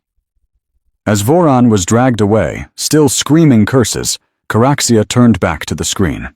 Admiral Torres had watched the entire scene unfold with a look of fascination. Admiral, thank you again for your help. You are welcome to stay while we get our shields repaired. But after that, I must ask you to leave our space, and Marcus stays with me, by his choice. Torres looked from Caraxia to Marcus and back again, a hint of understanding in her eyes. I see. Well, Captain, or whatever you are now, try not to start any more galaxy-wide wars. I'll do my best, Admiral. And Warlord, take care of him. He's one of our best. He's one of mine now, Caraxia replied, her voice firm. I protect what is mine. Long after the transmission ended and some sense of normalcy had returned, Marcus found himself alone with Caraxia in her private study. The adrenaline was finally wearing off, leaving him feeling shaky. You could have just let me go, he said softly. Avoided this whole mess. Could I? She asked, moving closer and gently cupping his face in her hands. Tell me the truth, Marcus. Could I really have just let you go? He leaned into her touch.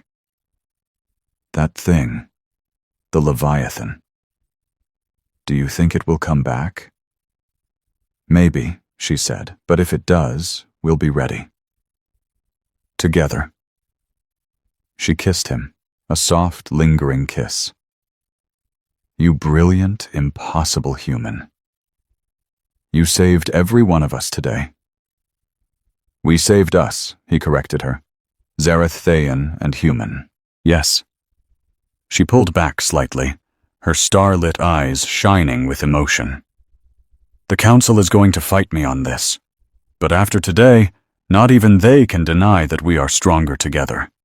You've given me the proof I needed to force real change. Happy to help you overthrow centuries of tradition. He smiled. Overthrow is such a harsh word. I prefer aggressive renovation, she said with a sly grin, before her expression turned serious again. Voron won't be the last one to challenge us. This new path we're on, it's going to be dangerous. Good thing I like danger, he said. Good thing indeed. She walked to the large window, looking out as the Alliance fleet began to pull away. "Your people will be back. They'll have questions. The whole galaxy is going to be watching to see what we do next." Marcus came up behind her, wrapping an arm around her waist as they looked out at the stars. "Then let's give them something to talk about," she whispered, a perfect blend of warrior and woman. "Do you have any idea what you've just done? What we've started?" He pulled her closer. "Changed everything," he said. She smiled against his chest. "Changed everything. There's no turning back now." He tilted her chin up. "Would you even want to?" "Never," she breathed, kissing him with a fierce possessiveness that staked her claim. "You're mine, Marcus Kane.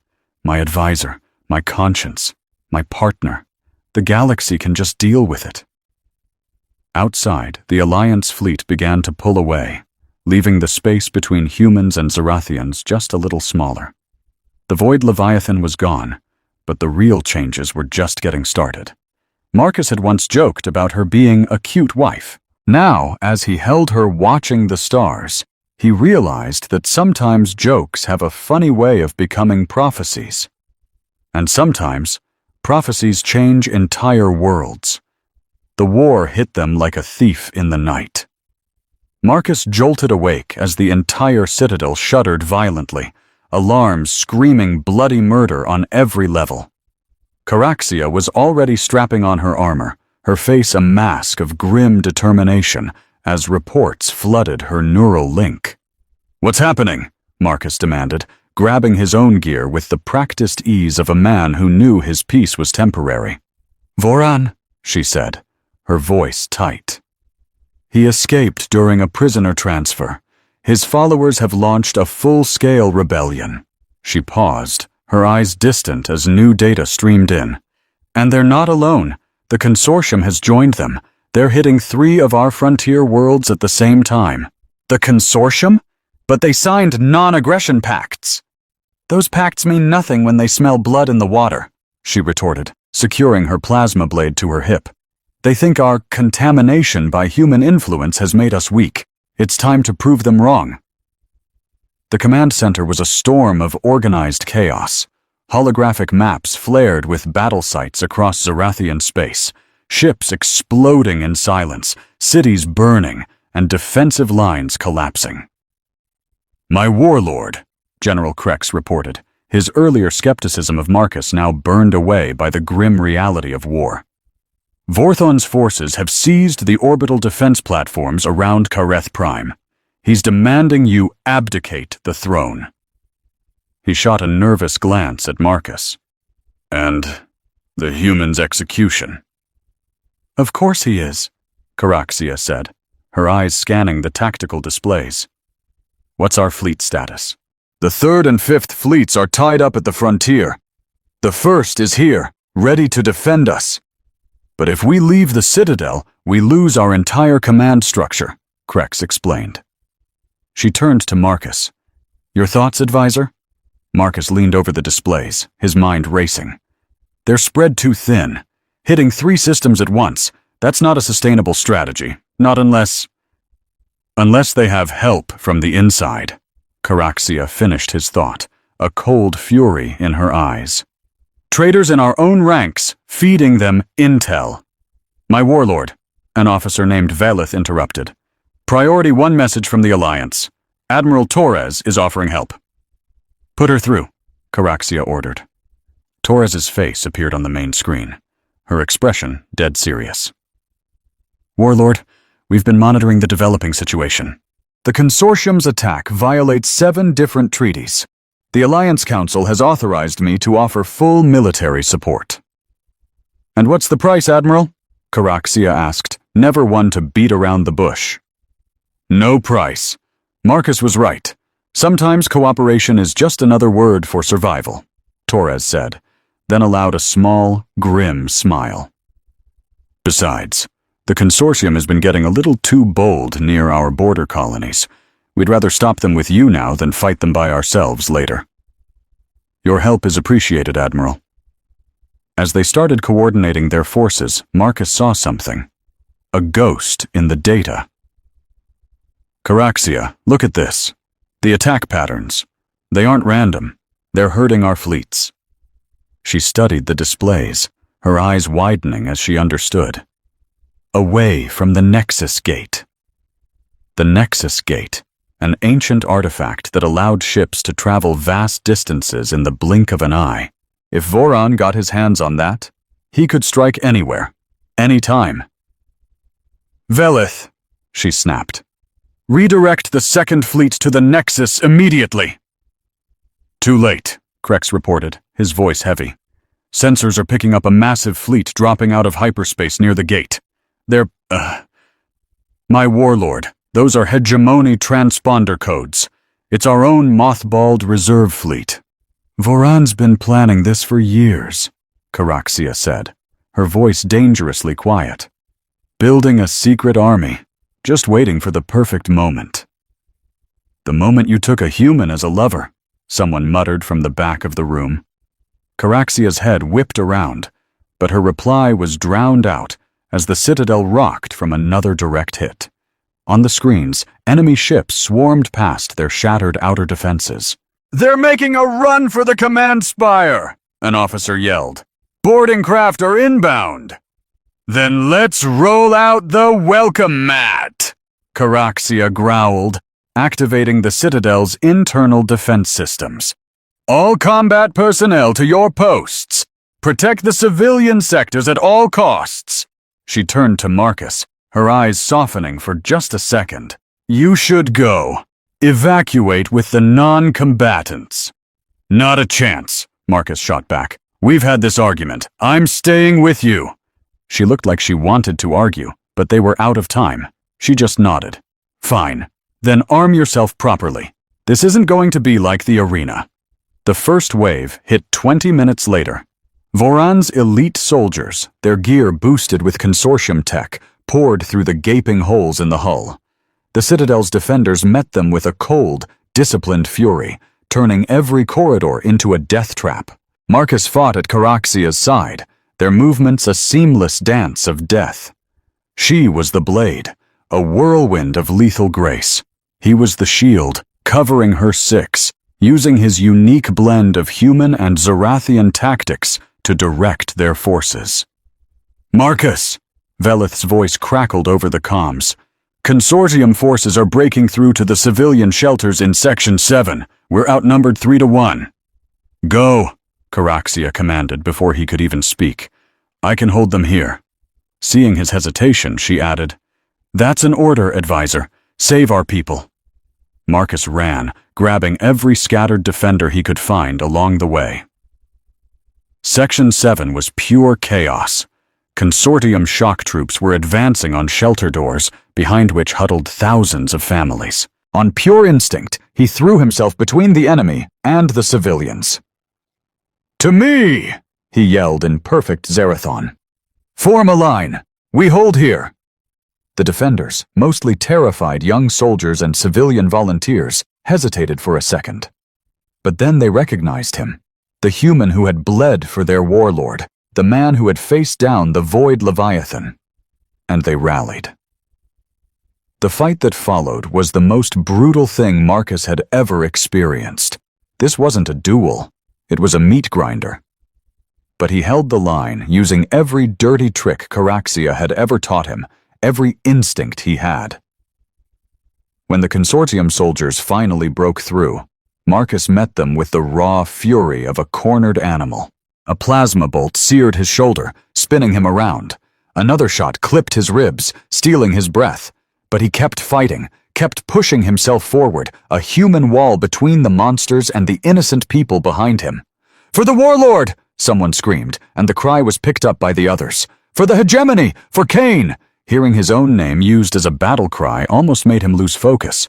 But just then, Alliance Marines stormed into the corridor, their rifles spitting fire. Torres's people had arrived just in the nick of time. You look like hell, Captain, a Marine sergeant grunted, dropping a consortium trooper. Feel worse, Marcus gasped, gratefully accepting a stimpack. The Warlord is still fighting in the command sector. What are your orders? Marcus almost laughed. An Alliance Marine asking him for orders. Help me get these civilians clear.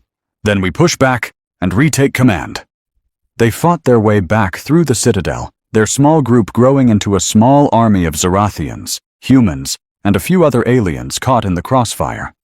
They found Caraxia exactly where they'd left her, surrounded, but unbroken.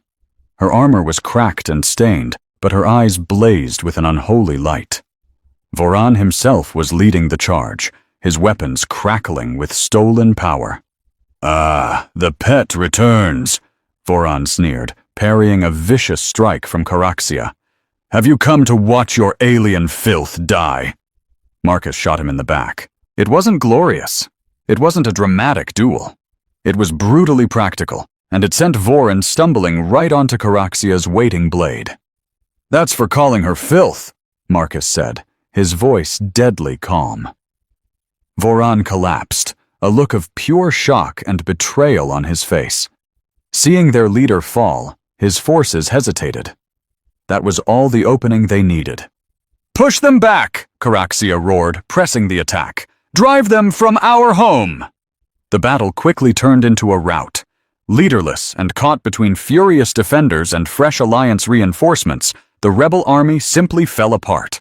Within hours, the citadel was secure, but the war was a long way from being over. In the quiet aftermath, as medics patched up their wounds, Caraxia and Marcus stood before what was left of the ruling council. Many chairs were empty, their owners either dead or exposed as traitors. "The old ways have failed us," Caraxia announced, her voice ringing with authority despite her exhaustion. "Our isolation made us vulnerable. Our traditions made us predictable. Voran used both against us." "So what do you propose?" a cautious elder asked. "Full integration, not just with the humans, but with any race willing to stand for peace.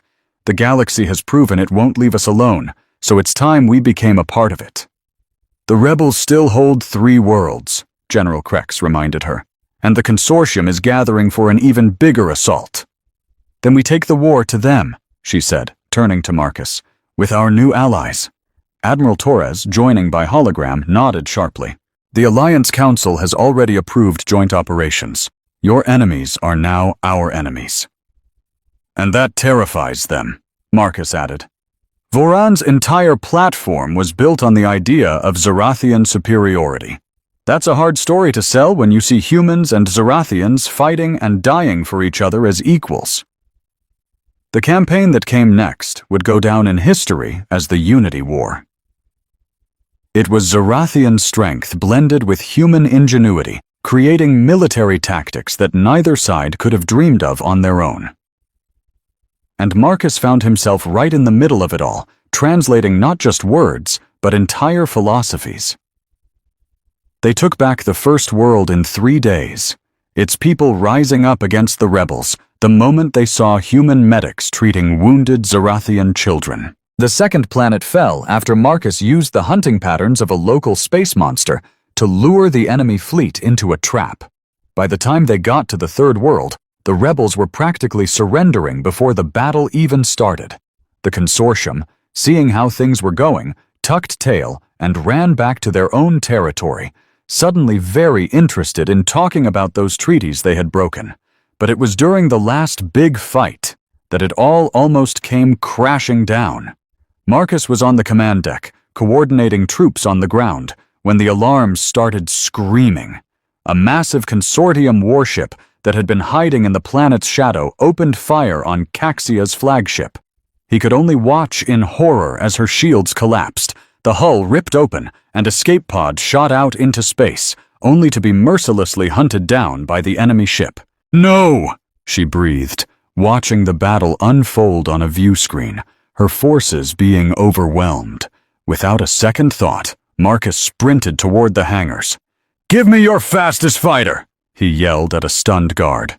He wasn't a combat pilot, but pure, unfiltered rage was a pretty good substitute for training. He launched the small ship and flew straight into the storm of enemy fire. He was so small they ignored him, focusing on the massive Zorathian warships. He pushed the fighter to its limits, emptying every missile he had into the engine core of the enemy dreadnought. The resulting explosion sent his ship tumbling through space. Through his spinning vision, he saw one last escape pod, Caraxia's, getting pulled into the nearby planet's atmosphere. He angled his wrecked ship and dove in right after her. The landing was less of a landing and more of a controlled crash. Marcus dragged his bruised body from the wreckage and found her pod, cracked open. He rushed over to find her inside, terrifyingly still. He gently lifted her into his arms, relieved to find she was still breathing. As he carried her away from the smoking debris, he knew one thing for sure. Things were about to get a whole lot more complicated. "No," he breathed, pulling the debris off her. "You are not allowed to leave me." Her eyes slowly fluttered open, struggling to focus on his face. "You foolish human. You could have run," she rasped. "Not a chance." He held her tight as the glow of rescue ships filled the sky. "You're stuck with me now, remember? The cute wife material," he teased gently. She managed a weak laugh that turned into a bloody cough. "Still a terrible joke," she whispered. But she was alive. They both were. Weeks later, inside the grand, rebuilt throne room of the Stellar Citadel, Caxia stood tall before the assembled leaders of both the Hegemony and the Alliance. Her brand-new armor, a joint human-Zarathian design, was lighter and more flexible, yet just as intimidating as her old suit. "Today, we begin a new chapter," she declared, her voice ringing with authority. "The Zarathian Hegemony and the Human Alliance have signed more than a treaty. We have forged a partnership. Our power combined, our futures forever linked." The agreement they signed was unlike any other in history. It detailed military cooperation, cultural exchanges, and shared technology. But for Marcus, who stood watching from his position beside her throne, the politics were far less important than what she said next.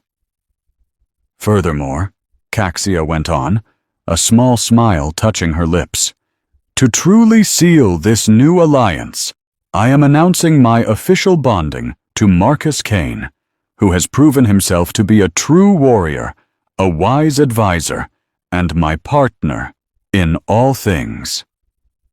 A wave of noise swept through the hall, cheers from the humans and younger Zarathians, but dead, shocked silence from the old traditionalists.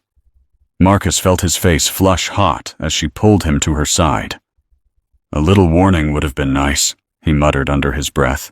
"And ruin the surprise?" she whispered back, before kissing him right there in front of the entire assembly, a fierce, possessive kiss that shattered every rule of royal decorum. When she finally pulled away, she whispered for only him to hear, "You called me cute, wife. I decided to make it official." "That was a joke," he said, still dazed.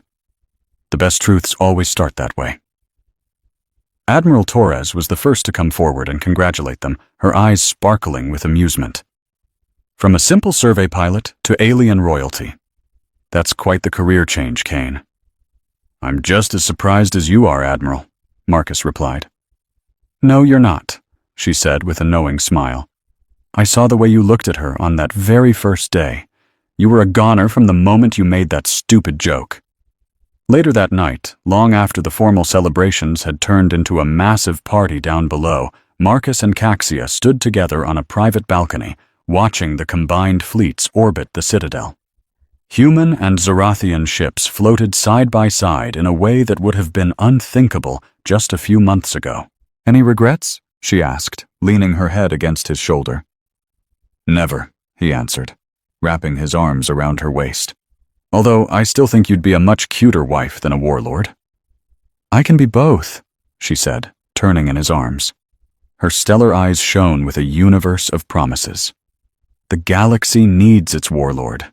But you, Marcus Kane, you get the wife." "Lucky me," he grinned. "Yes," she agreed, pulling him into a deep kiss that felt like the beginning of forever. "Very lucky indeed." Below them, two completely different civilizations were starting the long, difficult process of becoming one people. It was going to take a lot of time, a ton of patience, and probably a few more battles along the way. But as Marcus held his warrior wife, watching the stars drift by, he knew they had already won the only war that ever really mattered, the war against fear, against being alone, and against the prison of old traditions. And to think, it all started with a ridiculous joke about a cute wife. It just goes to show you, sometimes the universe has a pretty good sense of humor.